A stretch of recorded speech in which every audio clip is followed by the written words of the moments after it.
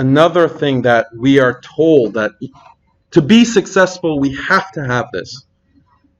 We have to throw away the cultural baggage. We have to throw away the cultural baggage if we are going to succeed. This is another very wrong message, right? And a dangerous message. And what makes a message or an idea dangerous is if it has a small bit of truth in it. If it has a small bit of truth in it, that makes it all the more dangerous. Why? Because you introduce the idea using that small bit of truth. And then you can weaponize it in order to do a lot of damage. So yes, of course, there are many aspects of cultures in the Muslim world that are contrary to the Quran and Sunnah, contrary to Islam. Yes, of course, no doubt about it. Like for example, my parents are from Iran. In Iran, one practice is that to get married, the woman and her family, the bride, has to give money and has to provide, right? This kind of dowry. Yeah, this is clearly contrary to Islam, and it's a bad practice, and it causes a lot of damage, and it harms women. Yes, we need to abolish this. No doubt about it. But what else is packaged within this idea, okay, of throwing away culture from back home? When I grew up, my parents are more secular. Okay, they're more secular in many different ways, and I grew up as a kind of more cultural Muslim. Yeah, and many Persian Americans are more secular when they come to the U.S.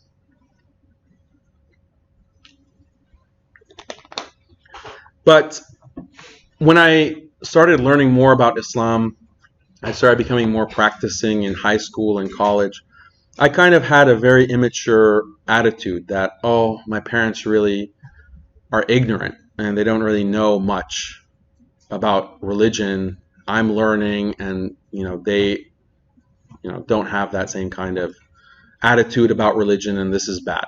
I mean, it was just true to a certain extent, but that kind of attitude that I had I realize now, was very wrong.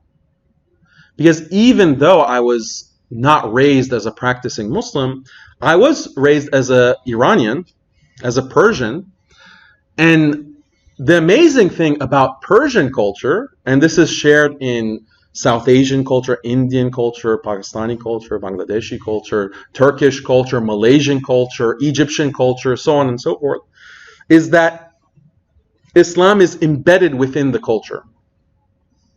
Islam is embedded within the culture. And so things like how to treat elders with respect, and there's something in Farsi, like one example is ta'aruf. Ta'aruf, maybe you've heard of this in South Asian or Arab culture, and is that you have to serve people, your guests. You have to be very hospitable. You have to be very respectful with your parents, how you talk to them, okay? To such an extent, like when you extend something like a glass of water to a guest or to your father, just don't stick it out like this. It's rude. Okay? You present it. You gently place it. Okay? To that extent, such small details. Where is this coming from? It's Islam. This is embodied, practiced Islam. It's part of the culture. It's part of the culture. And many other examples. Okay? How to treat the opposite sex. My parents, okay, weren't allowing me, for example, to go and spend nights at non-Muslim friends' houses, okay, and just go and be loose and do the whole American culture thing. That was not what Iranians do. That's not what good Iranian children do. It's foreign to the culture of Iran, this kind of behavior. And I'm not saying that there's anything inherently wrong with, a sleepover.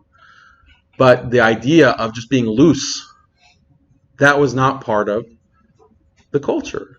Having a girlfriend or boyfriend was not part of the culture. They didn't conceive of it as, oh, this is contrary to fiqh. This is something that is haram. it entails touching or looking or khalwa or things like this. They weren't thinking of it in a legalistic sense. But that was the culture. The culture was embedded with all of that information. So this is what is so important about Muslim cultures. Okay? And we have to be very careful not to throw out the baby with the bathwater. Another dangerous aspect of this idea of, oh, we have to throw away culture is that it has implications for our connection with elders, and specifically elder ulama. How is this? Because those elders are coming from those cultures, and they're behaving and acting according to those cultures. And many of the things that we think, oh, this is just cultural, sometimes we don't even recognize that, no, this is actually a sunnah that you don't have any idea about. You're just not aware of it. Okay? If we throw away culture, then we're losing access to that sunnah. And we're also marginalizing, belittling, even if only in the dhihn, only in our minds or consciousness, the status of the ulama and the scholars. And we hear this. Growing up, I heard this often. And sometimes we hear it from popular speakers that, look, we need American Islam. Okay? We need American Islam. And to have American Islam, you need to have relevant, homegrown, born and raised American imams. And this is actually part of the policy of some masajid. Like they write it into the rules that to hire an imam, the imam has to be homegrown. It has to be American. And he can't speak with an accent. Right? So even having that kind of rule on the books, what does that do for your understanding of elders?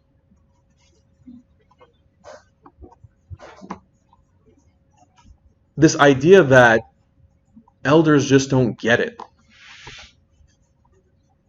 The, Molvi, the mullah, he just doesn't understand our situation. This is ignorance. This is very stupid. You're cutting yourself off. We're cutting ourselves off from Islam. Remember what I said about tradition.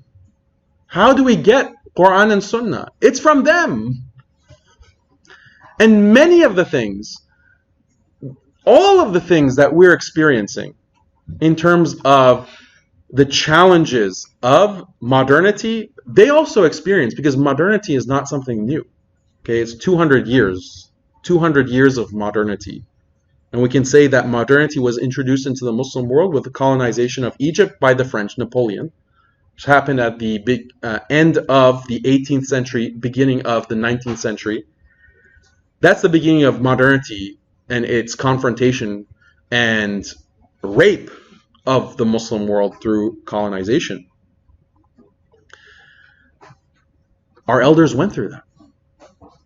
And they experienced the tawfiq. Why? Because they came through it as believers to such an extent that they're transmitting the knowledge and the Quran and the Sunnah in the many ways that they do to us. So that's the tawfiq. Are we going to survive our situation, these pressures, and be able to imitate them in this, recreate their success? Are we up for that challenge? We're not even recognizing their success. We're belittling them. We don't want them to be teaching us. We don't want them to be the imam of the masjid. If we have this guy with an accent giving the khutbah, who's going to come to the masjid to listen to the khutbah? We need to have a khatib that's going to make movie references for the youth to come. This is ignorant. It's short-sighted. It's myopic. The best imams that I have heard, okay, even back when I, was more ignorant than I am now, the best khutbahs, the best halaqat, the best durus were from people who had very heavy accents and were not from here. Okay? the most insight, and the most knowledge. Okay? The most adab, akhlaq. It came from them. But we're trying to marginalize and put them to the side.